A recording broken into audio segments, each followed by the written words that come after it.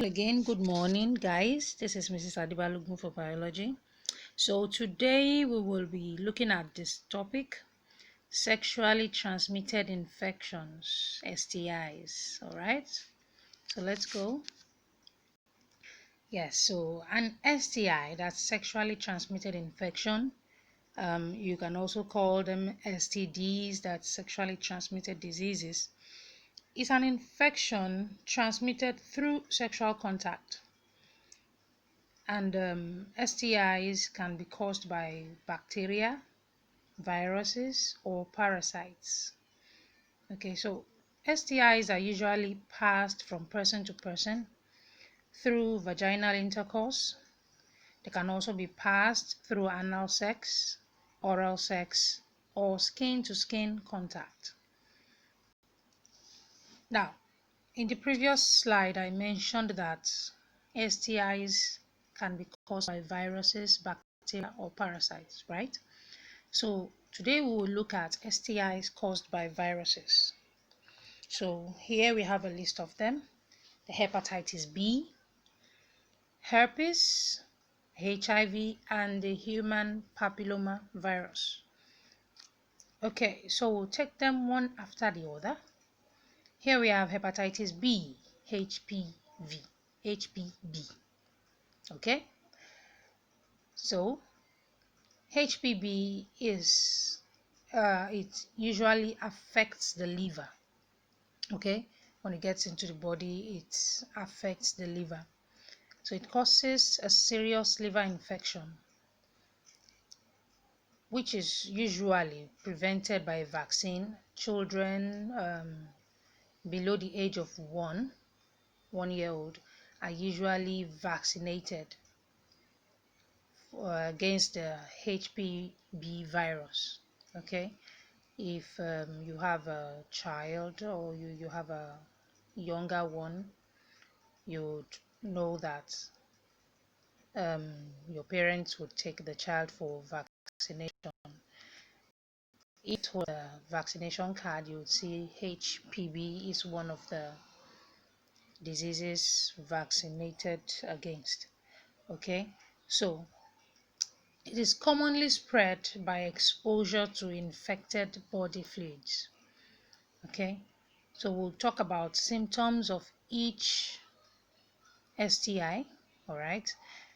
So here, the symptoms of hepatitis B include abdominal pain, fatigue, that's weakness, loss of appetite, fluid in the abdomen would usually cause bloating or nausea, a web of swollen blood vessels in the skin or yellow skin and eyes, and dark urine. Okay, so here are the symptoms, but usually HPV is diagnosed medically. Okay, you don't just look at your symptoms and decide yourself you have a hepatitis B. Okay, all right, so let's move on to herpes. The herpes simplex virus, HSV. Okay, herpes results from infection with the herpes simplex virus. It causes sores or blisters to form in or around the mouth or genitals, as well as other symptoms. So here we have a picture of a person with the HSV virus. Now, there are two types of HSV. Okay, there is the HSV1 that causes oral herpes. It affects the mouth and the surrounding skin, skin surrounding the mouth, that is. Sometimes it appears as cold sores, the one you usually have around your lips or below your nose, and you'd say it's a symptom of malaria. Okay, that's a cold sore. So the oral herpes usually have symptoms of cold sores. You have a cold sore as a symptom of the HSV. Okay, and then there is the HSV2 that causes genital herpes, which is usually sexually transmitted, right? Now, if a person has a HSV infection, they will have it for the rest of their life. Okay, though some may not develop any symptoms, but they would usually be a carrier of it and they can transmit it to other people. Now, where symptoms occur, they reflect the type of HSV the person has. If it appears on the mouth or around the mouth, you would know the person has oral herpes. If it appears around the genitals, you'd know the person has genital herpes. Okay, now herpes has no cure, no cure at all, but it can be managed through treatment. Okay, yeah, so we have symptoms here. Alongside sores or blisters, herpes may cause pain and itching, swollen lymph nodes, a fever, fatigue, and general feeling of being unwell. Okay, so let's move on to the next, human immunovirus. Okay, that's the HIV we all hear about. So HIV causes AIDS, right? I assume everybody knows that. And AIDS interferes with the body's ability to fight infections. Okay, the virus can be transmitted through contact with infected blood, semen, or vaginal fluids.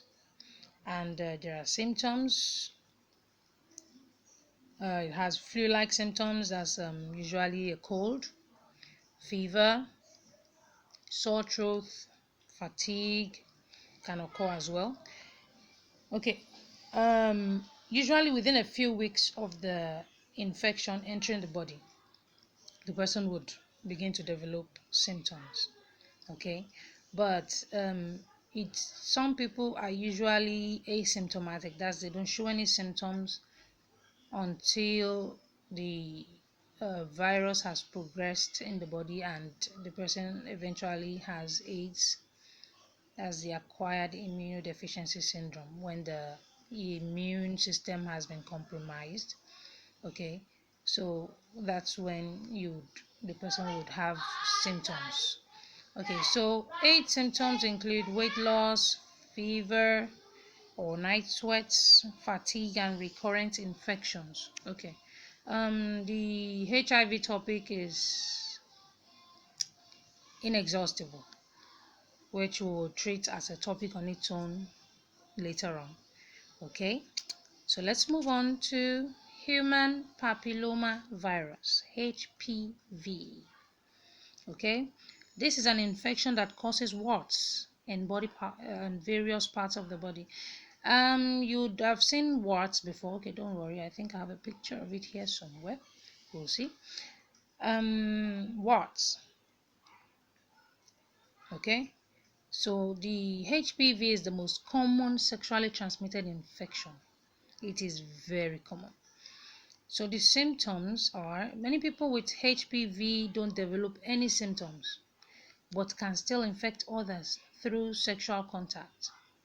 Symptoms may include warts on the genitals or surrounding skin. Okay, so here is warts on the skin and warts in the mouth. This is what it looks like. I don't want to show you warts on the genitals, but looking at this, you can imagine how it would be on the genitals, just like in the herpes. Okay, so here are pictures. So this is the end of our video for today. In the next class, we'll discuss STIs caused by bacteria, and if we have time, caused by parasites as well. Okay, all right, so we'll see back on chats and discuss. Thank you. Bye bye.